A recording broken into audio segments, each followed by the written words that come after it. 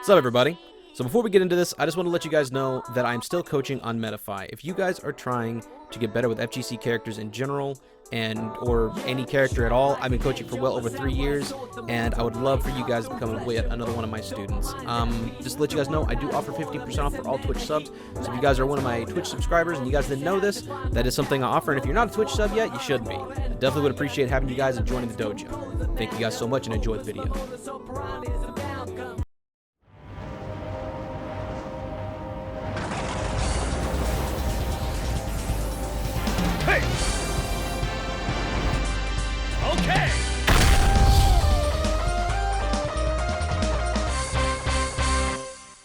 X, and welcome to my dojo. What's up, everybody? I haven't uploaded in over a month and they'd randomly just drop Ryu buffs on me, man. Well, guys, welcome back, and I just wanted to kind of go over some of these buffs that Ryu just recently has gotten. And the big thing is that, has changed with the character and what is actually important to learn from this point on from this patch. The main big changes is with Shakinetsu being safer on block, along with doing more damage, going up to 17% prior to what it used to be. And on top of that, they also made Collarbone Breaker come out much faster. So those are two pretty significant buffs. Does it actually fix some of the problems that Ryu had in the past? No, but it does make him better what he's already good at, and that's pressure. So let's go ahead and talk about the Hadouken and Shakinetsu buffs. So the main thing you need to understand when it comes to Ryu's Red Fireball is it now has 2 extra frames of hit lag to combo off of, and 1 extra frame of block stun, making it 3 whole frames safer on shield now. As you guys can tell, that's pretty significant when you start setting up shield break setups with Shaku Hover. So since we have new shield breaks and new block stun shenanigans we can do, obviously we have more combo routes that we have as well. Shout out to Macnai for going ahead and labbing out some of the ones I'm showing right now. Dudes make great content. I'm going to put his description down below, but as I'm moving on to this concept, I just want to kind of talk about this. So now we can do things from slow Shaku and stuff like that because we have more hits done on Shakinetsu, making it generally way better for comboing and just making your opponent respect it a lot more, since you're no longer allowed to shield it, and if you mess up and run into it, well, these kind of things can happen to you. Definitely expect to see a lot more coming out of Shakinetsu combos in general. It just pretty much opened up our combo tree a ton. And as you see, a lot of people set these up at a set distance, but you can kind of do this fairly close. And at certain ranges, even if they do manage to block instead of get hit, it's still pretty safe to where you could set up even more pressure, or possibly even set up a shield break or a shield poke for free with Shakinetsu. Just to kind of give you an idea of what this looks like, here in this clip, I have Ryu buffering jab as fast as possible, and I currently have Terry mashing jump, which is a 3-frame option.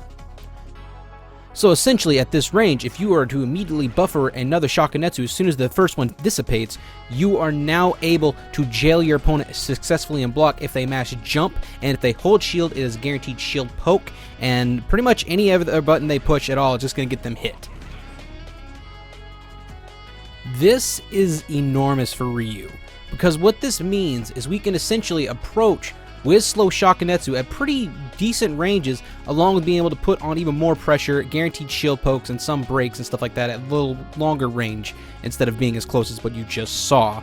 But either way, this is still a really big deal, because this is also going to give us counterplay to be able to work around certain annoying out-of-shield options as well. Instead of opting to land things like Nair on block, now you can just simply opt to just kind of harass them on block with Shakinetsu and go from there, and you're still going to get really good damage just from playing that way.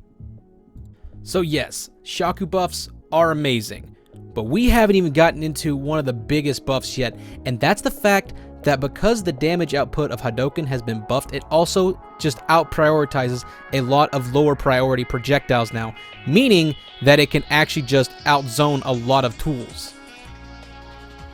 By far one of the most significant buffs for sure is the fact that multi-hits get whiff punished by Hadouken now, meaning that matchups like Game & Watch, Palutena, Pikachu, and characters in general that like to space out with multi-hit moves are going to be able to be whiff punished by Hadouken pretty consistently now. Definitely one of our best buffs by far, and probably going to change a lot of matchups in my personal opinion. Overall, patch was pretty good. Obviously, we got some really significant stuff. Shield pressure stuff is great. Higher damage output's great. Just Hadoken going through multi-hits is a really big deal. It's going to help out in a lot of matchups, along with like a lot of these buffs. Also the 2 frames they added, they shaved off to Collarbone Breaker is also really nice. I didn't cover that too much because it's kind of self-explanatory. There wasn't a whole lot going into it outside of like the Shaku Hover Collarbone Breaker shenanigans, which we always had. It's just more consistent now, along with just a lot of our new combo routes and stuff. So I expect to see this develop over the next few months, and I expect to see great things from the top Ryus right now. This is looking really good. But guys, it's going to be the end of this guide, so if you guys like this, please don't forget to like, comment, and to subscribe, and also drop a comment down below for you guys if you guys have any questions whatsoever. Anyways, guys, that'll be it. I'm RonanX, and I'll see you next time. Peace.